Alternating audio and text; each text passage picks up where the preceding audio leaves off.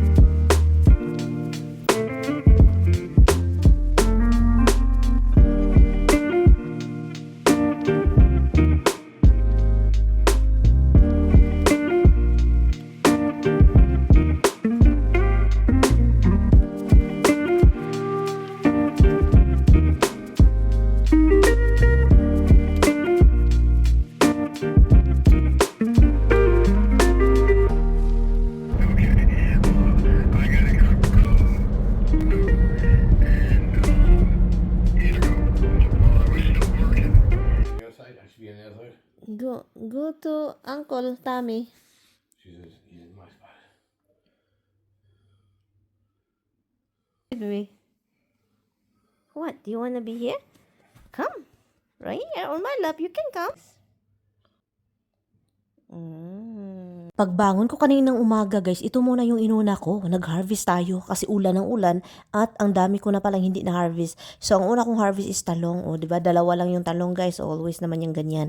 Pero ang sili natin ang dami plus nasa ibabaw pa, green pa siya. So inuna ko lang yung mga pula kasi ilagay natin sa freezer kasi hindi ko naman makain guys. No? Hindi naman ako gumagamit ng sili. Alam nyo naman, sobrang anghang yan. Well actually hindi masyadong manghang kumpara sa mga maliliit na sili. So yun siya, pagkatapos dito guys, at hindi ko pala alam nalaman ano ba to. Nahihirapan na tuloy ako dito sa kalisod guys. Nagtanim ako ng pipino no, dalawang klase. So akala ko hindi tumubo itong klase na ito. So yung isa dyan ay lumaki guys. Hindi ko pinatay guys no. So pinabayaan ko siya. So ang dami na palang bunga no. So ito na, nag-harvest din tayo ng ampalaya at saka pipino. Sabi pa, isang klaseng pipino ba? Sabi pa ni Tami, bakit ang mga ganitong tanim mo is pandak, chubby daw. At hindi daw mahaba. Diba? Nagtanong pa doon Tami na curious. Sabi ko, ay iwan ko, napugdol ata yan. Hindi ko alam kung bakit nagkaganyan. At ang dami kong tinapon. Ito yung sabi ni Tami, ang chubby daw ng aking mga pipino. Pero guys, hindi ko yan dinala sa loob ng bahay kasi tinapon ko na. Hindi man yan magagamit. Uy, ano bang gawin ko yan? Mapait na yun. At isa din itong kamatis na ito. So, pinakamalaking kamatis. Pero pinakasira din. Sira ng ulo. So, hindi ko yan ginamit. Pero yun, maganda yun siya gamitin na siya guys, no, yung ano lang. Tawag nito yung liso for next year ba. Ang saya talaga guys no kapag may harvest no. So nilagay ko dito yung unang na-harvest ko kasi nasira yung aking basket guys sa bigat. So bumalik ako doon, hinarvest ko yung kamatis at so yung mga kamatis ang dami kong tinapon dahil alam nyo na kapag nag-crack na yung kamatis guys dahil ulan ng ulan. So yun, hindi masaya yung kamatis, tinapon ko na yung iba kasi kung dalhin ko yan sa loob ng bahay, ang daming fruit flies guys no. Fruit flies guys, naglipad-lipad yung mga maiitim na sobrang liit na ano lumilipad at saka sobrang annoying niya guys. So kaya yun, tinapon ka na. Sayang naman siya, pero okay lang yan ay. Pagkatapos dito, nag-harvest din ako ng aking sobrang daming, nakita nyo yan. Sobrang daming sitaw. Hindi ko talaga guys, binigyan ko konti yung kapatid ni Tami kahapon kasi nagpunta sila dito. Pagkatapos yan guys, niluto ko lahat guys at ilagay ko sa freezer no. Para kung wala tayong ulam, yun yung gamitin natin guys. Initin na lang natin sa kalahay ba? Kaldero. Masakit ba yung post on ko dito guys no. Pero wala man ako magawa kasi kailangan kong gumalaw-galaw. Pagkatapos ko dito nag-harvest, alam nyo ba ang ginawa ko? Naglinis ako sa loob ng fence namin guys kasi sobrang haba na yung damo ba. So kailangan ko siyang putulin para naman yung mga aso hindi kasi ayaw nila yung mga haba na damo. So kaya nagputol ako dito. Pagkatapos kong nagputol ay nagmap doon sa loob ng bahay. All around talaga as in Demiran guys.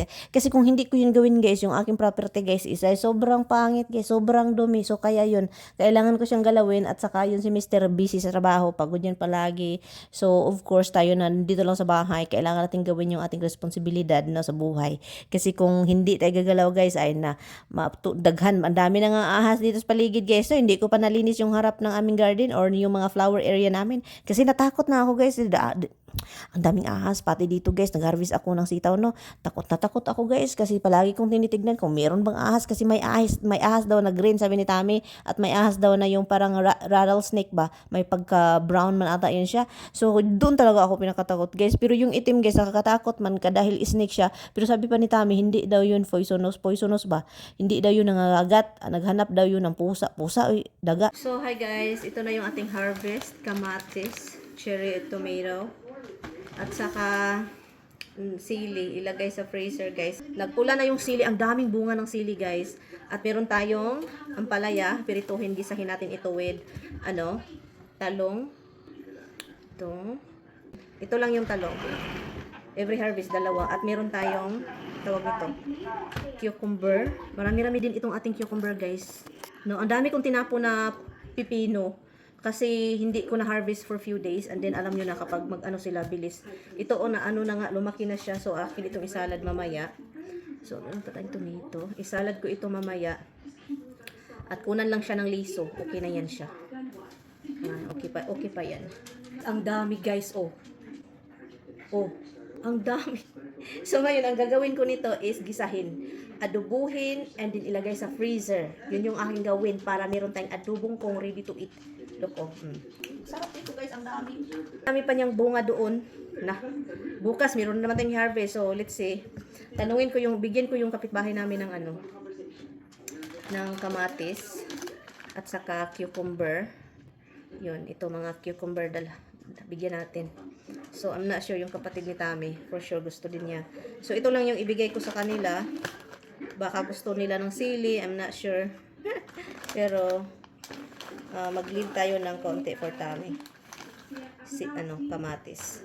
Magtira tayo for Tami sa kanyang salad para gawa natin siya ng salad. And bago niyan, ilagay natin ito sa ziplock. I don't know kung gusto nila ng for sure hindi nila alam kung paano yan lutuin. So wag na nating bigay kasi masayang lang yan. Katulad sa kapatid ni Tami, guys, hindi niya alam kung paano lutuin. Sabi pa niya, ang pangit ng lasa. Ang pangit pati pipino, ampalaya. Binigyan ko siya ng ampalaya last year. At sabi pa niya, ang pangit ng lasa. Sabi ko, pangit kasi hindi mo niluto ng maayos. So yan siya. Ibigay ko to sa kapitbahay. Tara. Guys, 2 laptops. I love you. Oh, wag kang iiyak, Mirian. Hindi naman yan lalayas yung asawa mo. Kailangan lang naman niyang magtrabaho para may pangbayad kayo sa utang. O, di ba? Utang is life kasi dito sa Amerika. Ay, hindi pala umiyak si Mirian. Nagdrama lang pala. Charot. Nagdrama. Nag-impake lang kami dito, guys, no? Ng mga baunin ni Mister. Late na kasi siyang pumunta sa trabaho, guys. Sobrang hapon na. 2 o'clock na ng hapon siya umalis dito sa bahay. O, di ba? Naninibago talaga ako kasi hindi siya masyadong maaga ngayon. At alam niyo ba, bago yan aalis, nag-grocery yan kanina, guys. 12:00, nagmamadali. Mahilig talaga yan sa grocery. Ang dami kong binabaon sa kanya talaga. Salad, fried rice with paksiw, orange juice, at sa mga sandwiches, at saka burger. Oh, grabe no. Love you. I can take 2 laptops. I love you. I'll go get your laptop. Ulan na. Adoy, kaluoy sa akong bulak. Kaluoy sa akong bulak. Wa na, natadtad na. Hala!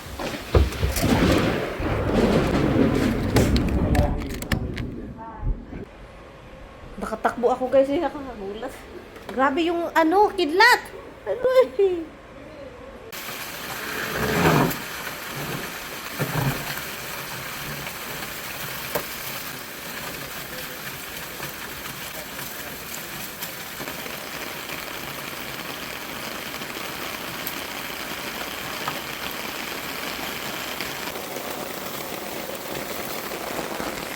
Ulan guys, maganda kapag mag-ulan. I really like it.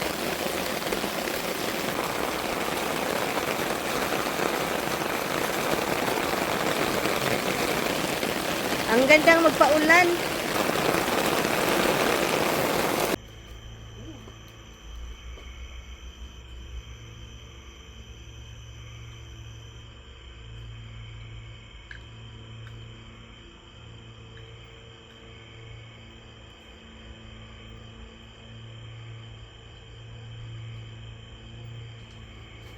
That's it, ha?